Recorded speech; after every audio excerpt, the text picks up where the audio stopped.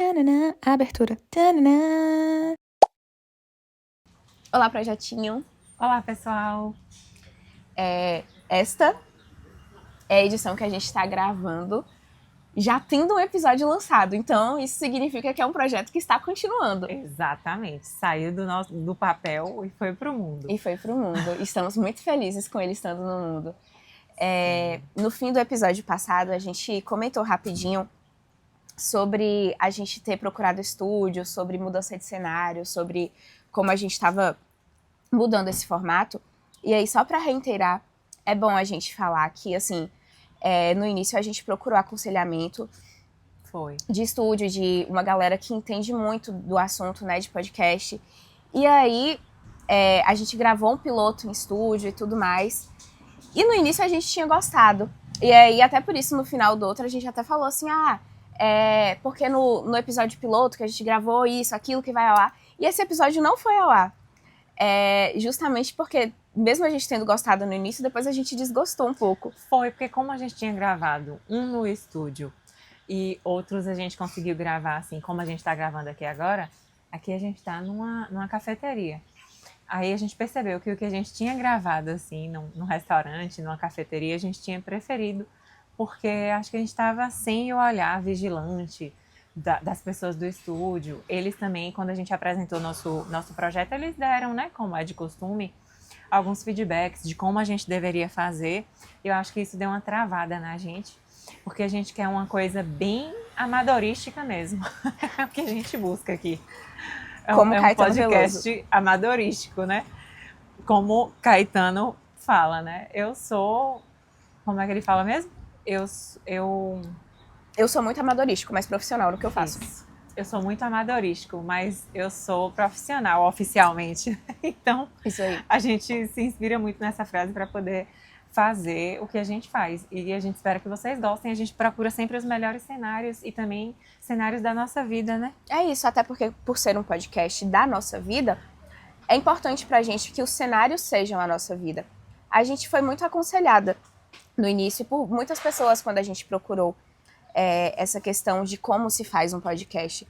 Mas a gente não se sentiu à vontade, até porque quando perguntaram pra gente como a gente ia querer monetizar em cima disso e qual era o retorno que a gente queria e quanto tempo a gente esperava estar monetizando com isso, a gente não tem expectativa de monetização. Quer dizer, a gente até quer em algum tempo conseguir monetizar de alguma forma com tudo isso, mas o nosso foco principal fazendo podcast não é estar ganhando rios de dinheiro. Não, é só falar sobre o que a gente acredita, né?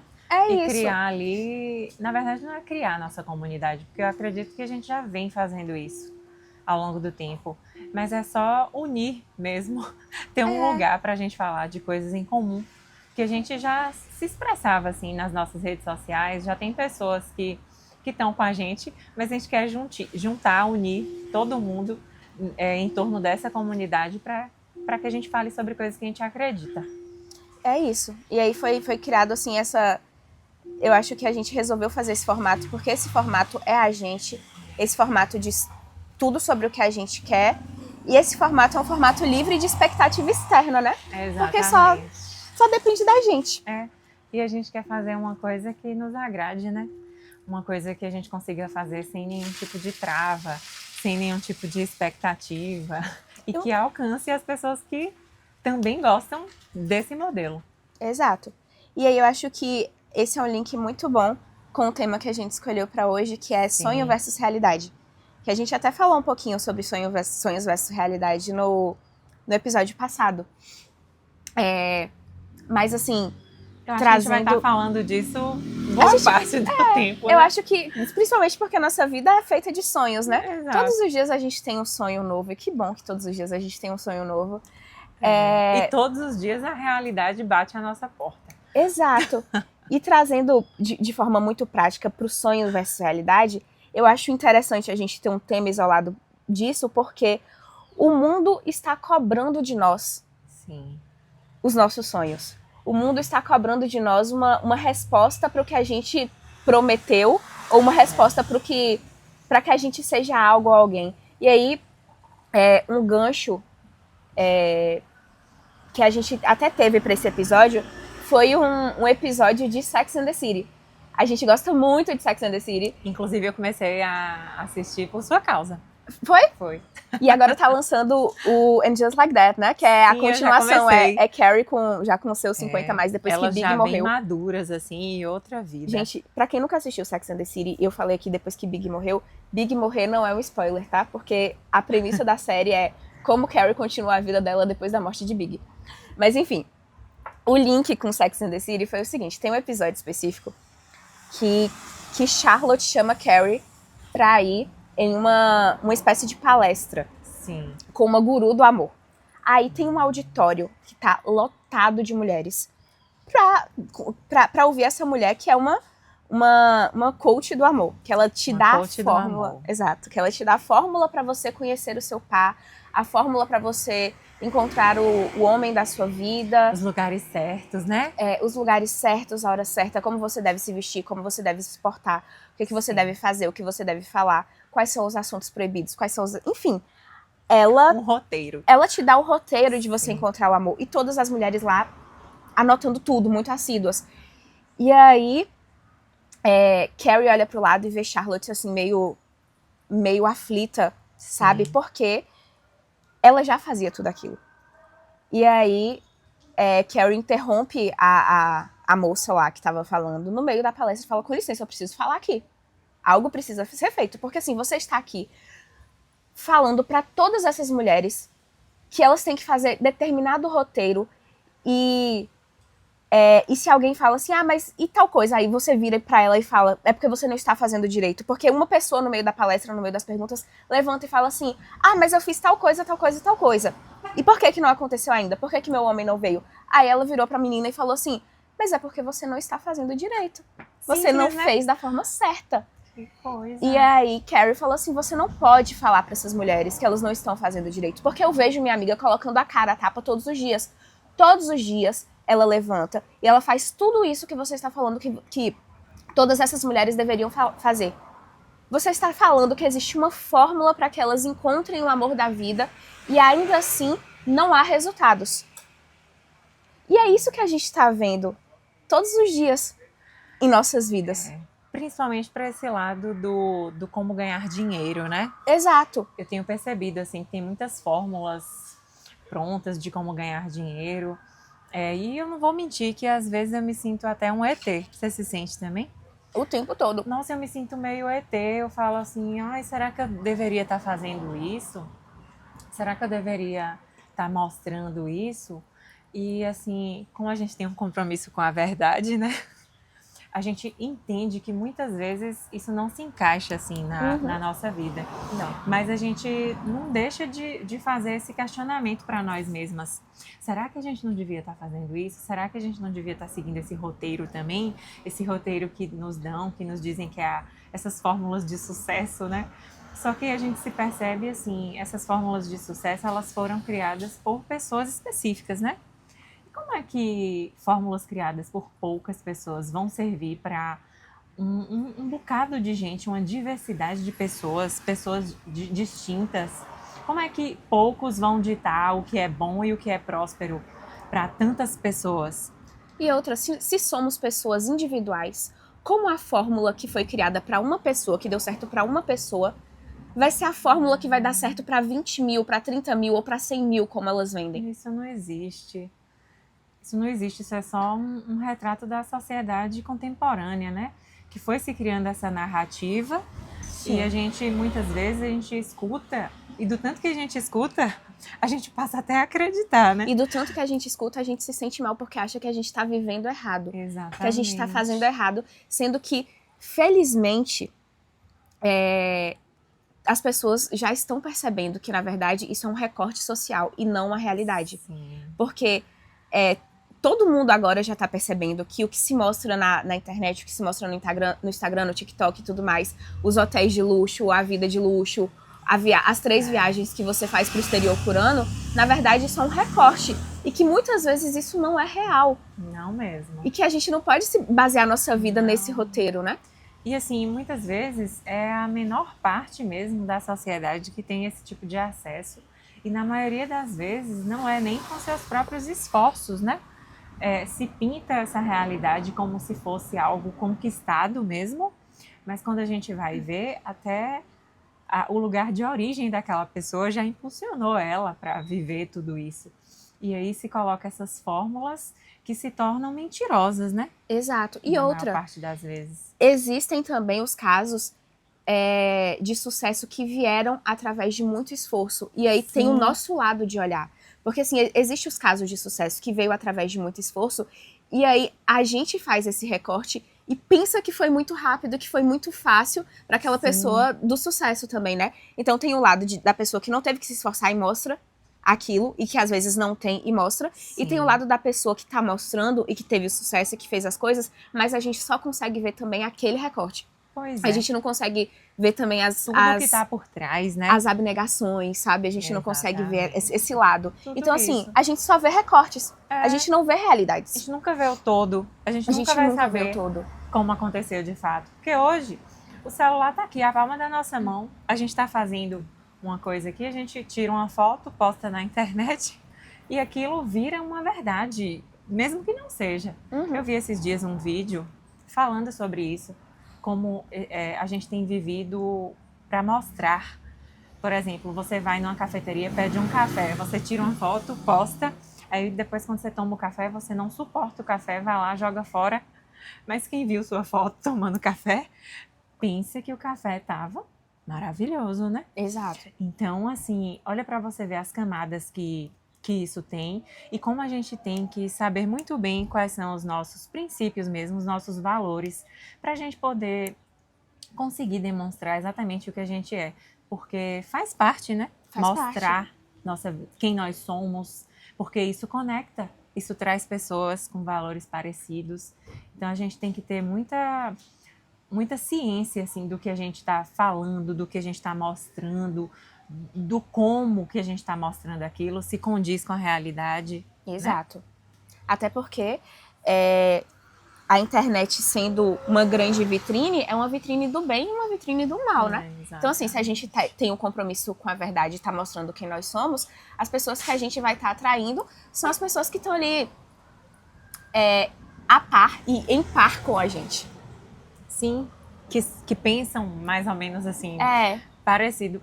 E isso também já é um ponto pra gente entrar aqui. A gente fala sobre criar essas comunidades, a gente falou sobre diversidade.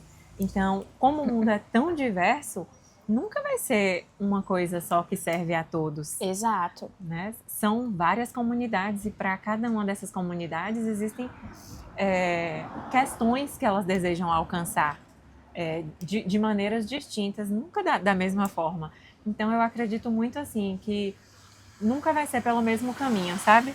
A gente tem ali aquelas fórmulas, alguns aplicam, dá certo, alguns aplicam, nunca vai dar certo, né? Mas eu acho que a partir do momento que a gente sabe exatamente quem a gente é, fica um pouco mais fácil, porque eu não vou dizer que fica mais fácil, não vou dizer que fica fácil, eu vou dizer que fica um pouco mais fácil. Eu acho que estar na internet é muito difícil, é por isso que existem tantos personagens, né? Eu acho que a partir do momento que a gente tá na internet, um personagem meio que se cria. Porque assim, beleza jeito. que a gente tá falando aqui, nós temos um compromisso com a verdade, a gente tá aqui, a gente senta e tá falando a verdade. E o que a gente tá falando, de fato, é a verdade. Mas a partir do momento que a gente cria, a gente tá deixando pra trás aqui outras 100 camadas das nossas pessoas pra falar apenas uma coisa, uma parte delas. Até porque a gente não poderia falar aqui tudo. A gente não poderia. Tem coisas que são da nossa intimidade que a gente não quer mostrar, né? Tem questões pessoais que a gente também não quer. Muitas vezes a gente quer até esquecer. A gente não quer nem lembrar. Então, acaba que nesses personagens da vida, são takes, né? São takes. São cenas mesmo. A gente cria ali cenas. Só que a internet, eu acho que ela é o foco da cena ainda, um corte da cena. Vai ser por muito tempo, né? E é dessa forma mesmo que a gente tem feito as coisas. Eu trouxe até esse livro aqui, que eu acho ele fantástico. E aí, quando a gente... Não, calma aí, porque eu preciso mostrar. Nanda grifou uma parte do livro e colocou aqui. Puta que pariu! Tipo isso. Porque quando eu li, eu falei, meu Deus, é isso. Então, tipo assim, é isso. Ele falou aqui tudo que eu não sabia expressar, sabe? Eu sentia, mas não sabia falar. Eu não sabia o que estava acontecendo. Esse livro, o nome dele é Realismo Capitalista. Quem já me viu ali nas redes sociais já me viu mostrando esse livro, porque sempre que algum livro me impacta assim profundamente, aí eu entro no hiperfoco e aí mostro vários trechos. Então, esse livro aqui, ele foi escrito por Mark Fisher, ele é um filósofo britânico. E ele estuda, assim, sobre nosso comportamento associado à comunidade que a gente vive, política também, porque tudo na vida, né, envolve política. Tudo na vida política. E aí ele traz aqui uma parte do livro dele, ele traz uma fala que diz assim: na fantasia da sociedade empreendedora, fomenta-se a ilusão de que qualquer um pode ser um Bill Gates, independente do fato de que a probabilidade real de algo assim ocorrer tem diminuído desde a década de 1970. Uma pessoa nascida em 58 tinha muito mais chances de ascender na escala social, através da educação, por exemplo, do que uma nascida em 1970. Das toxinas do capitalismo egoísta, aquelas mais nocivas ao bem-estar são as que sistematicamente encorajam a ideia de que a abundância material é a chave para a realização, que apenas os ricos são vencedores e que o acesso ao topo está aberto para qualquer um que esteja disposto a trabalhar duro, não levando em conta o ambiente familiar, étnico ou social. Se você não for bem-sucedido, o único que pode ser culpado é você mesmo. Olha só. Nossa, isso tem muito a ver com o que a gente estava conversando esses dias, né? Sobre a inteligência ter voltado à moda. Porque agora é isso também, né, gente? Caso vocês não estejam sabendo, ser inteligente voltou à moda. Depois de a gente viver várias e várias gerações falando que a gente não precisava mais fazer faculdade, que o futuro do mundo era a internet e da educação ser extremamente desvalorizada. A inteligência voltou à moda nas grandes grifes, inclusive. As grandes grifes mundiais estão voltando a fomentar clube do livro.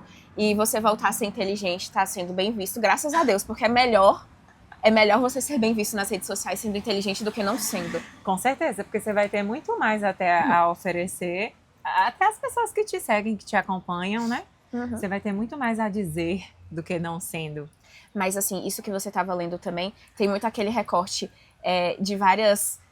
Quando a gente era criança, aí uma criança virava pro pai e falava assim: ah, mas é porque Einstein tirou 6 na escola, sabe? Mas é isso. Antes a gente achava que apenas ter educação era o caminho para se vencer na vida.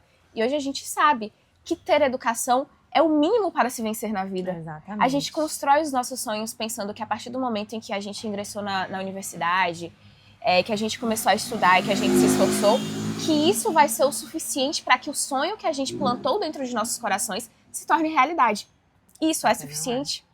O seu sonho tem sido suficiente para que ele adentre sua realidade? Podcasters, ela gritou. Então, dentro dessa lógica do apenas estudar não vai te levar, né, aos lugares que você sonha. Eu acho que complementar a isso veio justamente a visibilidade da internet. Porque uma vez que você foi lá, estudou, você tem conhecimento teórico, técnico, mas vamos lá, você não consegue mostrar isso às pessoas. Porque as pessoas têm que chegar até você e te contratar para que você possa realmente fazer seu sonho girar. Porque um sonho nunca é uma coisa construída individualmente. Sim. Você precisa de pessoas que acreditem, né, no seu sonho e que você vai também ajudá-las a construir o sonho delas. Então é sempre uma comunidade girando ali, aquele giro dos sonhos. Passa por várias pessoas. Então, como é que você vai fazer as pessoas te conhecerem, te verem? Eu acho que é aí que entrou essa questão da internet. A internet, porque a gente está aqui só detonando a internet. Mas você acha que a internet veio para isso ou isso... Não, deixa eu construir melhor. Sim. Mas, por exemplo, você acha que a internet veio pra isso ou isso aconteceu por vir a internet? Porque eu acho que isso aconteceu por vir a internet. Eu acho também que aconteceu depois que ela já estava aqui. Eu acho que as pessoas estão percebendo também que beleza, isso que a gente acabou de falar, que estudar, ter acesso hoje à educação e tudo mais não é mais o suficiente para ser sua garantia de sucesso. Mas a grande verdade também é que nunca foi. Porque o sucesso sempre foi velado para uma parcela mínima da sociedade. Sim. Porque assim, beleza. Antes a gente sabia, por exemplo, a geração que fez faculdade nos anos 80 e 90, fazer faculdade era uma garantia de sucesso. Sim. Mas nos anos 80 e 90, todo mundo fazia faculdade? Quem fazia faculdade nos anos 80 e 90? Um recorte. Era um recorte da sociedade que, ou teve acesso a uma educação muito boa, colégios particulares e tudo mais, desde que nasceu, pais que tinham como bancar financeiramente isso, porque assim, se você era do interior e você ia fazer faculdade, você tinha que estudar na capital. Para você estudar na capital, seus pais tinham que bancar você morar na capital, né? Porque era uma casa a mais. Ou então você já vinha de uma herança construída. Então, para você ter dinheiro, você tem que vir... Para você ter sucesso, você já tem que vir de um lugar onde o sucesso já existe, onde o sucesso já é construído. Aí a gente vai pro recorte de hoje. Hoje em dia, aí todo mundo foi seguir a fórmula de quem tinha sucesso antes, que era ser doutor, né? Ir pra faculdade para fazer medicina e direito. E aí hoje todo mundo foi fazer medicina e direito, mas quem é que tem sucesso hoje, gente? Quem é que continua vivendo nessa alta sociedade? Continua sendo quem tem muito dinheiro. Então, assim, o sucesso instantâneo vem para quem já tem o know-how. E assim, a gente não tá aqui falando ou desacreditando que quem não venha desse espaço não tem sucesso, muito pelo contrário. A gente conhece inúmeros exemplos de pessoas que sim. Mas assim, a regra do sucesso nunca vai ser o roteiro pronto. Não. O roteiro de falar assim, você tem que fazer isso, fazer aquilo, você tem que ter 30 mil seguidores pelo menos, tem que postar 5 vezes por dia, porque aí você vai ter sucesso e aí você vai começar a ganhar dinheiro. Gente, o sucesso espontâneo só vem pra quem já é do momento do sucesso, pra quem já é da área do sucesso. Tudo que vem fora disso é muito trabalho duro. Como diz aquela frase, o rio só corre pro mar, né? Eu sempre falo essa frase. Às vezes a gente vê alguma coisa acontecendo e tal, e aí quando a gente vai ver, aquilo é de uma família tradicional. Aí a gente fala, o rio só corre pro mar. Porque realmente é muito mais fácil para essas pessoas.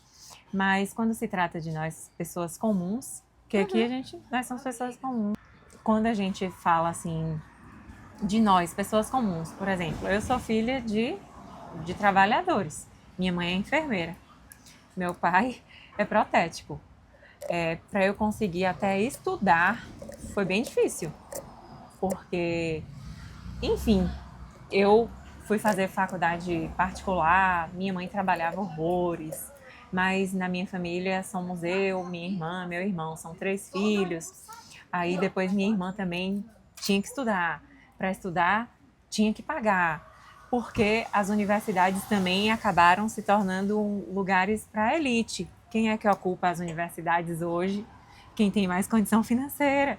Por quê? Porque quem tem mais condição financeira tem mais acesso a mais cursos, né? Tem outra visão de mundo, consegue compreender melhor o mundo e até as matérias. E aí se torna até mais inteligente, né? Ela tem mais acesso. Quem tem mais acesso acaba despontando na frente. Então, assim, a gente que vem dessa classe trabalhadora que penou muito e a gente ainda continua penando. Às vezes eu olho para minha vida e falo assim, rapaz, olha se eu não estou aqui fazendo a mesminha coisa que a minha mãe fazia. Olha se eu não estou aqui fazendo a mesma coisa que a minha avó fazia. Que eu tanto critiquei um dia. Exatamente esse trabalho, sabe? É o trabalho sempre, em primeiro lugar, porque a gente precisa dar conta de sobreviver. A gente precisa sobreviver nesse mundo. Então, quando a gente tem esse tema do sonho versus a realidade, eu acho que a gente vai também para esse lugar, né? Do que a gente cresceu pensando que a vida seria, do que a gente cresceu na escola, Eu lembro que a coordenadora entrava e perguntava: o que vocês vão fazer? Vocês vão fazer vestibular onde? E aí todo mundo falava: eu vou fazer medicina na UESB, eu vou fazer medicina na UFBA, eu vou fazer direito na UESB, na UESC. Sempre assim. Aí teve uma colega que levantou e falou assim: eu vou fazer direito na FAINOR. Aí todo mundo olhou assim, todo mundo falou assim: meu Deus, que pessoa sem noção, né? Tipo assim, ou seja, tá aqui na escola, estuda, vai lá, entra numa universidade, você é capaz. Aí ela já levantou e falou: vou fazer direito na FAINOR. Todo mundo ficou assim, constrangido, né? E quando a gente vai olhar para essa classe, muitos de nós estudamos em faculdade particular mesmo, porque foi o meio que a gente tinha, foi a forma que a gente conseguia fazer as coisas, né? Então, isso vai nos fazendo entrar mais na realidade. Com o passar do tempo, o tempo vai passando e a gente vai cada vez sentindo mais essa realidade e a gente vai sim se adaptando cada vez mais ao que a realidade nos dita, né? Então eu acho que a gente chega num ponto de referência aqui. E eu acho que vai muito daquilo que a gente fala direto também, do saber olhar a vida com um pouco de flexibilidade. Sim. Porque, assim, nós temos objetivos na vida. Nós temos sonhos e objetivos claros na vida. E aí, existem casos, assim, de pessoas que a gente conhece, de pessoas muito queridas a nós, que têm um objetivo certo. Eu quero isso daqui pra minha vida. Mas é importante ter a flexibilidade da vida, sim, de saber que pra gente alcançar os objetivos da nossa vida, o caminho a ser traçado não são flores. O caminho a ser traçado não é assim: eu vou aceitar apenas o que vier pra mim que condiz com aquilo. Deixa eu me fazer mais clara. Eu só vou aceitar fazer coisas alinhadas com isso daqui, que é o meu sonho. Sim. Porque, assim, eu não consigo enxergar que pra eu chegar nisso daqui, existe todo um caminho que, beleza, em determinado momento eu vou ter que trabalhar pra alguém. Eu quero empreender. Eu quero ter a minha grande empresa de sucesso. Mas em determinado momento, se você não tem quem abra as portas pra você começar a empreender desde agora, você vai ter que trabalhar pra alguém. Você vai ter que ter um chefe. Você vai ter que escutar coisas que você não quer escutar. Recadinho pra nova geração. Recadinho pra nova geração. Ou não, né? Não sei, essa nova geração tá tão desconstruída. Bora falar das novas gerações? Vamos falar das novas gerações? Mas só concluindo. Concluí. Só fechando assim. Pra gente chegar no caminho, no ponto que a gente quer, não é simplesmente olhar pro ponto que a gente quer e caminhar em linha reta pra ele. Porra, a gente não vai levar um bocado de porrada até chegar nele, assim, e descobrir um outro caminho, e aí sai disso e começa outra coisa, e vai fazendo outras coisas pra entender que pra chegar aqui, a gente caminha por outros lugares também. Exatamente. Nunca é, né, aquilo e só. Tem vários fatores que vão interferir nesse nosso caminho, né? Outras pessoas que estão ali também e que a gente, como vive em uma comunidade, em uma sociedade, a gente tem que respeitar. Essas pessoas, a gente não vai sair passando por cima de ninguém. Exato. E como a gente vive com respeito, né, em uma sociedade, muitas vezes a gente, em prol de alguém que cruzou o caminho ali por respeito, a gente vai dar uma desviadinha do nosso, depois a gente volta e aí a gente vai seguindo esse caminho. E quando eu falei assim da questão do recado para a nova geração, é porque eu tenho percebido assim, a nova geração, ela traz uma riqueza absoluta, né? De coisas que a gente, eu já tô falando assim, me colocando lá bem velha. Millennial.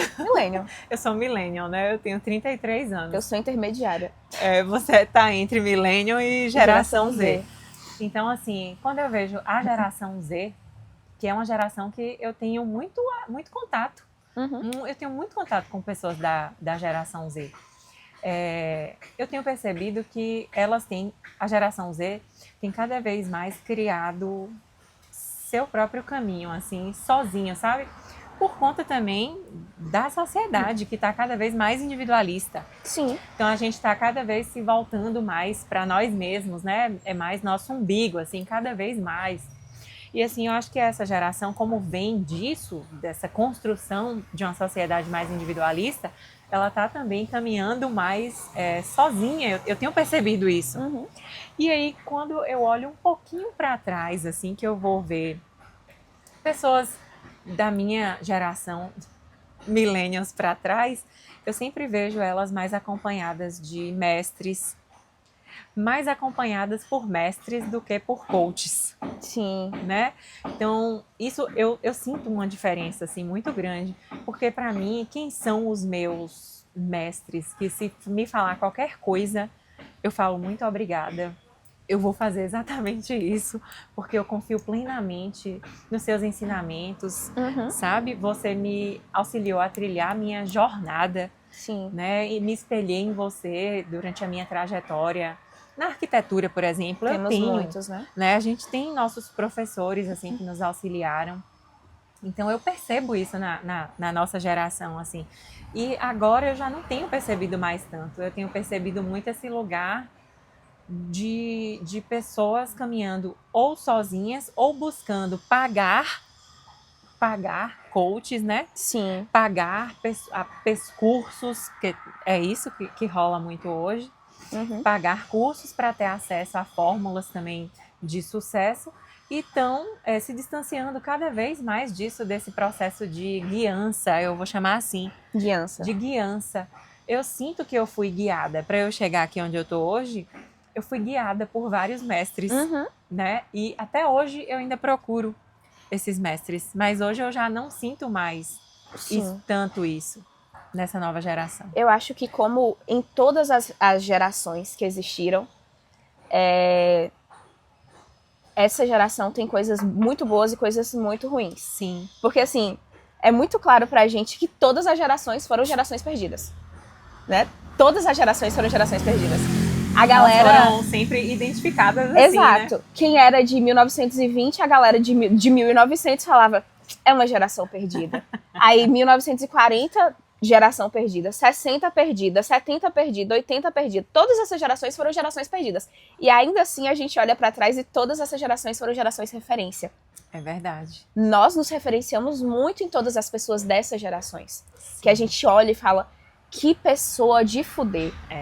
Que pessoa absurda. Que pessoa massa. Que sempre foi uma pessoa que veio de uma geração perdida. Nossa geração é uma geração perdida. Sim. Para os nossos pais, nossa geração é uma geração completamente perdida. E a gente olha pra Rosa, que é a nossa pupila, e fala, a geração de Rosa é uma geração perdida. Eu tenho muito medo. Não vou mentir. E aí, é isso que eu falo do recorte. De que toda geração é uma geração perdida. E pra geração de agora, beleza. Eu acho que ninguém sabe mais o que é trabalhar pra alguém. Ninguém sabe mais, assim, todo mundo tá construindo seu próprio caminho, todo mundo tá sendo autônomo, tá sendo empresário e tudo mais. E aí ninguém sabe mais o que é trabalhar pra alguém. Mas ao mesmo tempo, a gente tá vendo nessa geração que tá chegando uma geração muito saudável. É verdade. Que é completamente diferente da nossa geração, que é uma geração extremamente adoecida. A nossa geração é muito adoecida. Porque a gente sempre só pensou em trabalho, né? A gente sempre só pensou em trabalho, assim, por exemplo, até agora a gente falando do sonho versus realidade, em momento algum aqui a gente falou que o nosso sonho era fazer filantropia. Em momento algum a gente falou que o nosso sonho era viajar o mundo inteiro. Nós ligamos diretamente o nosso sonho ao nosso trabalho. Sempre. Sempre. Então, assim, a nossa geração tá ligada apenas ao trabalho, enquanto a geração que tá chegando vê o trabalho como um instrumento para conquistar os sonhos. Sim.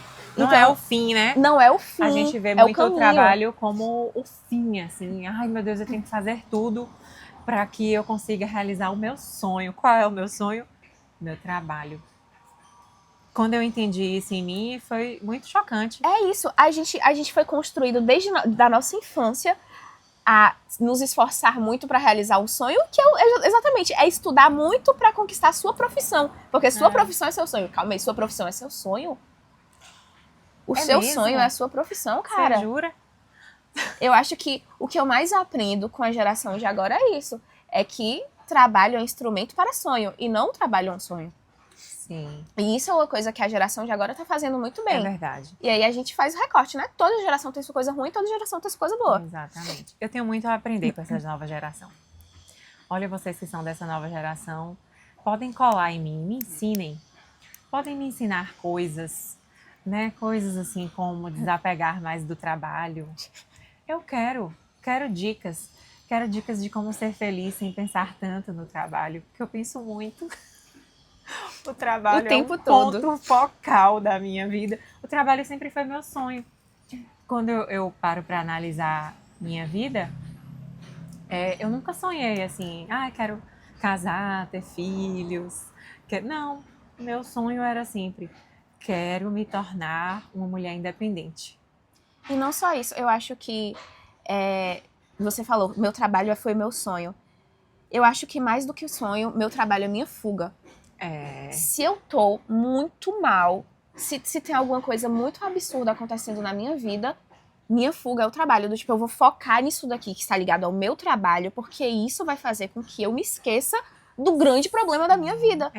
Então, me assim, entregar ao trabalho. Me entregar ao trabalho, nada mais do que qualquer pessoa sabe, assim. Esses dias eu tava passando por uma situação bem complexa, assim, na minha vida, bem difícil. Sim. Aí eu virei pra ela e falei assim, Nan, me ajuda, bora trabalhar mais? Eu virei pra ela e falei, bora trabalhar mais? Aí eu falei, sim, vamos trabalhar mais, inclusive com o nosso podcast. Vamos trabalhar com o nosso podcast, vamos focar nos nossos projetos. É assim que vai ser superada essa questão. É assim que vai destravar. E de fato eu acredito que é assim que vai destravar. Eu acho que eu também não tô menosprezando o trabalho, não, porque o trabalho continua sendo uma coisa muito importante. Eu acho que. Muitíssimo. Que é uma coisa que me agrega muito e me faz muito crescer. Mas eu acho que a grande crítica aqui é ter um sonho além. Exato. E saber que ter um sonho além é você conseguir conquistar independente de fórmulas. Sim. E você conseguir trilhar o seu caminho. Porque a grande questão é, como é que a gente faz um sonho se tornar realidade? Sim, eu acho que essa questão do trabalho, né, se a gente for desconstruir, tudo é trabalho. Vamos começar a pensar assim. Por exemplo, eu tenho um relacionamento e eu trabalho muito para o meu relacionamento dar certo. É um trabalho, assim, contínuo. Eu sou mãe. Eu tenho um trabalho também diário enquanto mãe. Tudo na nossa vida é trabalho. É porque às vezes as pessoas não entendem que só o amor não basta. Não basta. Você tem que se esforçar muito para as coisas darem certo. Então, quando a gente coloca sob essa ótica do tudo é trabalho, eu preciso me esforçar para que tudo dê certo. Então, eu acho que aí a gente vai colocando o trabalho que a gente trabalha para ganhar dinheiro, né? A gente vai conseguindo colocar ele no lugar correto também. Sim. A gente fala, não, peraí, da mesma forma que eu tenho que trabalhar para que isso aqui dê certo, eu tenho que trabalhar para que várias outras coisas deem certo, vários sonhos meus se tornem realidade. E eu acho que aí o trabalho em si, o emprego, como seja, vai entrando mais num lugar saudável. E até se a gente for pensar, nós somos arquitetas. E eu vejo muito a arquitetura num lugar de muita beleza, assim. Na nossa vida, a arquitetura é esse lugar de expressar beleza, de expressar arte. Então, se a gente for olhar por esse lado, acho que até se justifica muito essa nossa paixão pelo trabalho. Mas eu acho que a partir de agora a gente tem também que saber ressignificar isso. Sim. Não é paixão pelo trabalho, mas eu acho que se a gente falar que somos apaixonadas por arquitetura, então isso também se conecta de uma forma muito mais poderosa. Encontrando desculpa para ser apaixonada por trabalho, pô. Mas é verdade, eu tenho isso agora como verdade. Mas não deixa de ser verdade, né? Porque assim, nós somos apaixonadas por trabalho justamente porque a gente tem uma paixão muito grande pelo que a gente faz. Exato. E felizmente a gente se encontra no lugar de privilégio, a gente tem que admitir que é um lugar de privilégio o que a gente vive, de poder viver uma paixão. É isso mesmo. De poder ter como sustento, ter como fonte de renda, uma coisa que a gente ama fazer. Porque a gente sabe que a grande parcela da população não cabe trabalhar com o que gosta.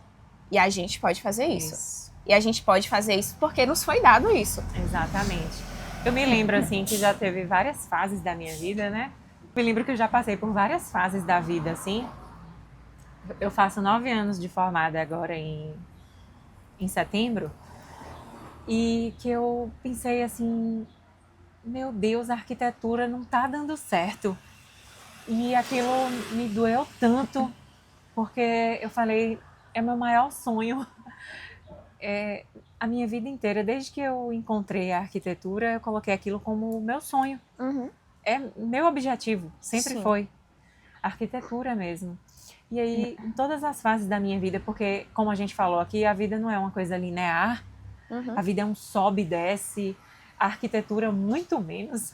A arquitetura é um rolê para você se manter firme no mercado de trabalho, é muito difícil.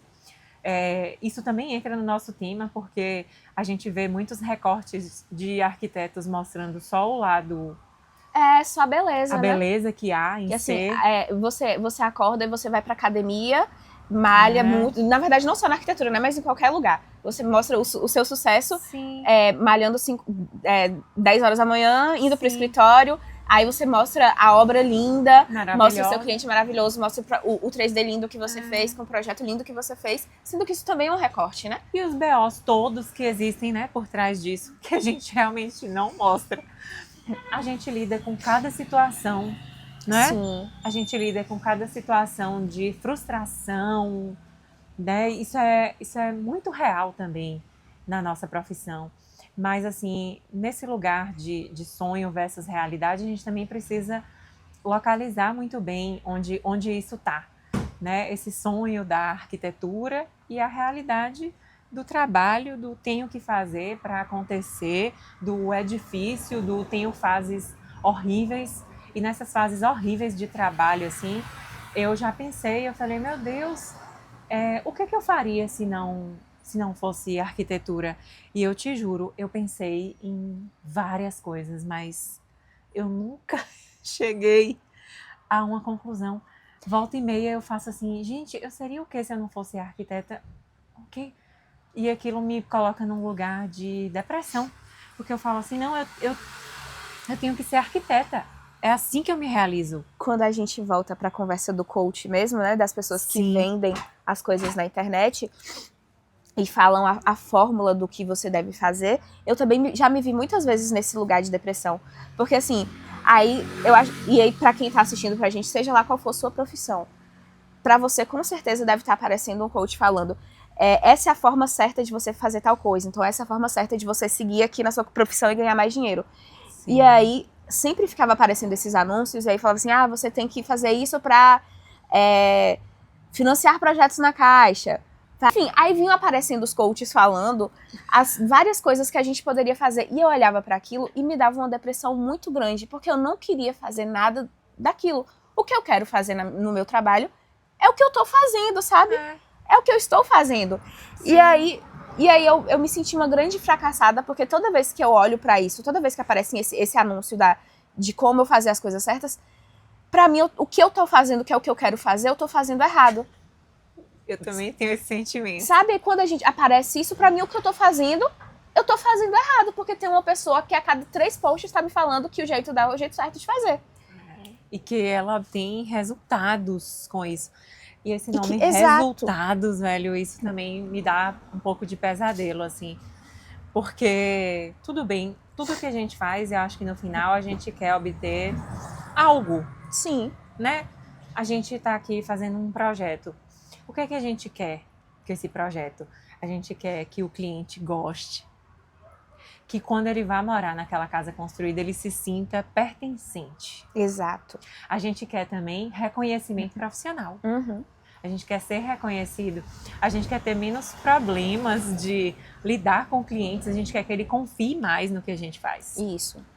Né? Então, assim, quando a gente está fazendo coisas com essas intenções, óbvio que a gente está buscando alguns resultados. Mas eu acho que o resultado que tem se pintado assim, na realidade atual é um resultado sempre muito focado em financeiro, em aparência. Não, eu acho que o resultado que tem se mostrado, que as pessoas têm falado, é sempre de conseguir mostrar pra todo mundo que você tem algo. Não é nem necessariamente você ser a pessoa mais rica do mundo, mas é você conseguir chegar no Natal da família e falar, olha só, esse ano eu fui 6 vezes pro exterior. É falar, Olha Olha só, só, na minha casa, eu tenho isso, sabe? eu usei tal sempre- material. Eu acho que o sucesso que se pinta hoje é sempre mostrar o que se tem. É sempre em torno da aparência, É sempre em torno da aparência. né? É isso mesmo. Eu acho que as pessoas às vezes nem tão focadas em ter, só em mostrar que tem. Sabe? Às vezes nem tem, tá mostrando que tem. É. E essa é a Esse grande livro questão. aqui, ele também vai falar disso.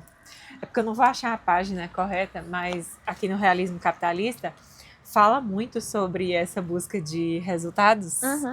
que as próprias empresas, elas criam métricas Sim, de resultados, Sim. né? Isso é uma realidade. As empresas precisam criar essas métricas de resultados. uhum. Mas do jeito como o Mark ele coloca aqui, ele nos faz entender que muitas vezes essas métricas são o fim. Você medir as coisas que estão, os resultados, é o fim da empresa. Não é Sim. tipo assim, você levar a transformação para a vida de uma pessoa. Uhum. É simplesmente você ter os maiores números, você ter o maior recorde de vendas, e isso se torna o fim através dessas fórmulas, dessas métricas. Ele fala disso até no sistema educacional Sim, mesmo, sim. que vão se criando essas maneiras, essas métricas, e aí muitas vezes se perde até o que você tem que passar para os alunos. Mas dentro daquele sistema você tem que preencher aquele sistema Uhum. com essas métricas todas. Por exemplo, minha irmã mais nova, ela estava estudando para vestibular recentemente, né? Ela entrou tem pouco tempo na faculdade.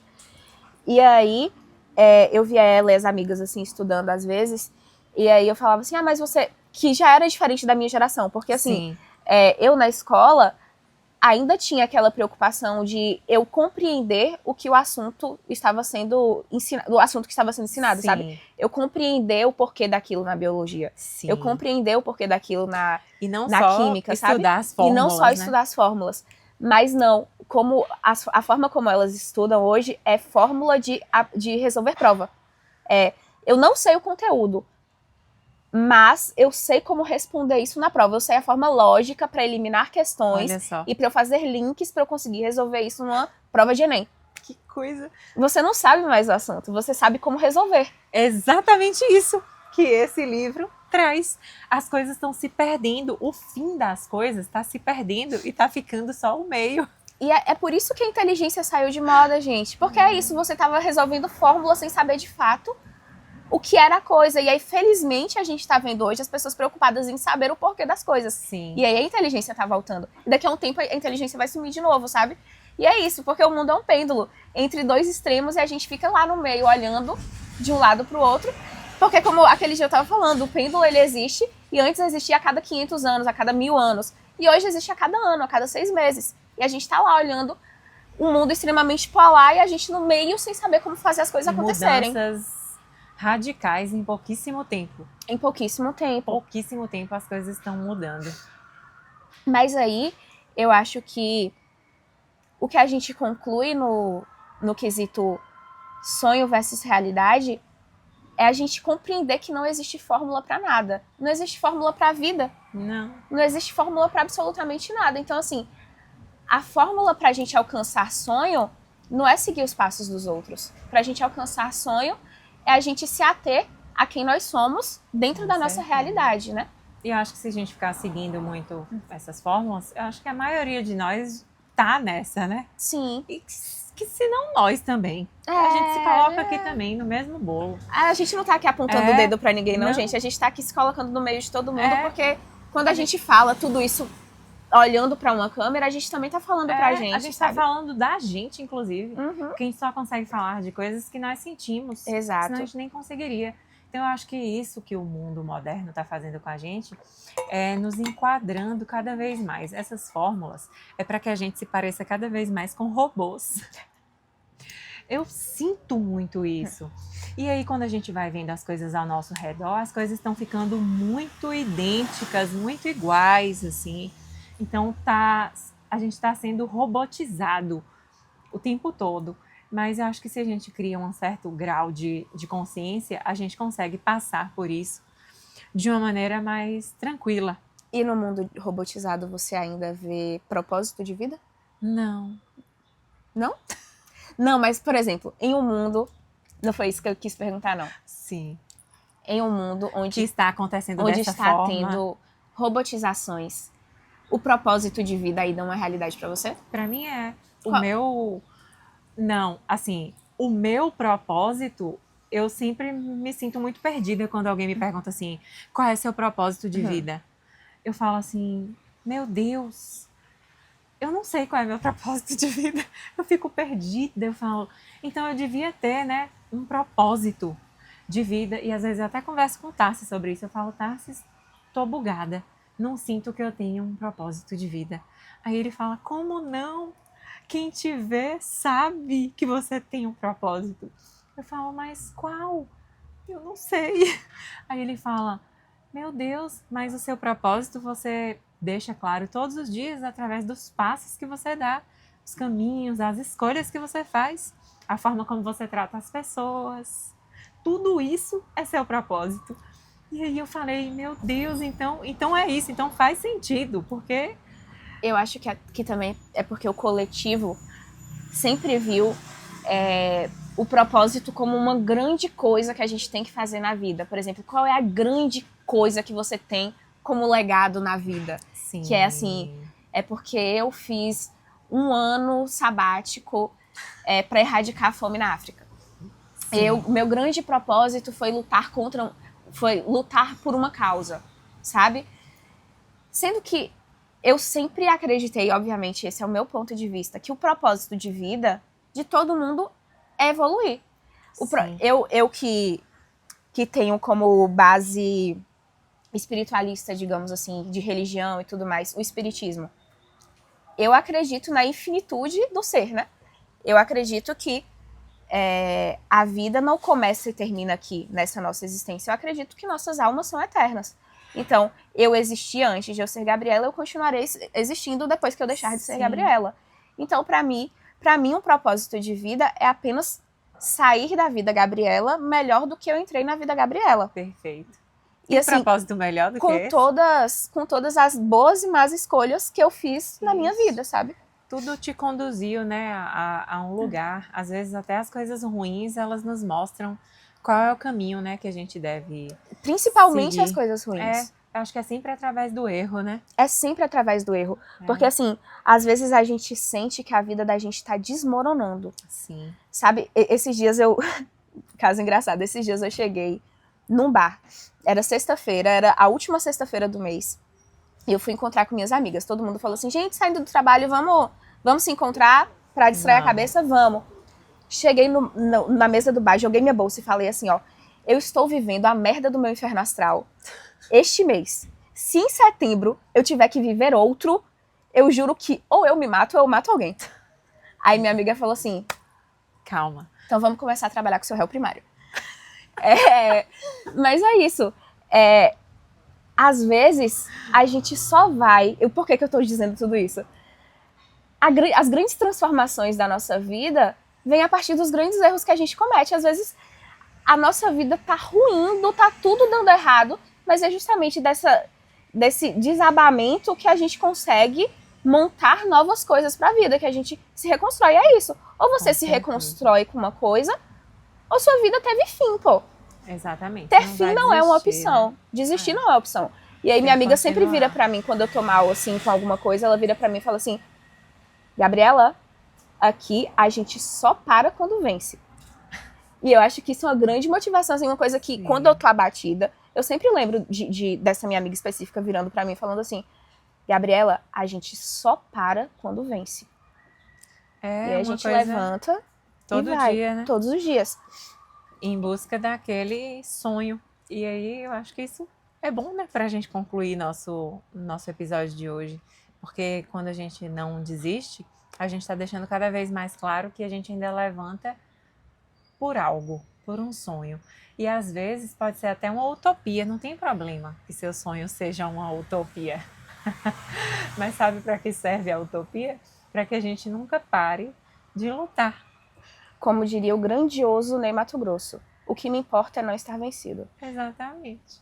Então, minha gente, vamos continuar aí nos nossos sonhos, adequando os nossos sonhos à nossa realidade, fazendo da nossa realidade um campo fértil, nos tornando pessoas melhores, evoluindo a cada passo dado, aprendendo com cada erro, né? Eu acho que esse é o grande fim da nossa existência e não ficar tão bitolado assim com o que a gente devia estar fazendo ou com o que alguém está fazendo que a gente não está fazendo, porque no final das contas o que faz a gente se perder de nós mesmos é a própria comparação.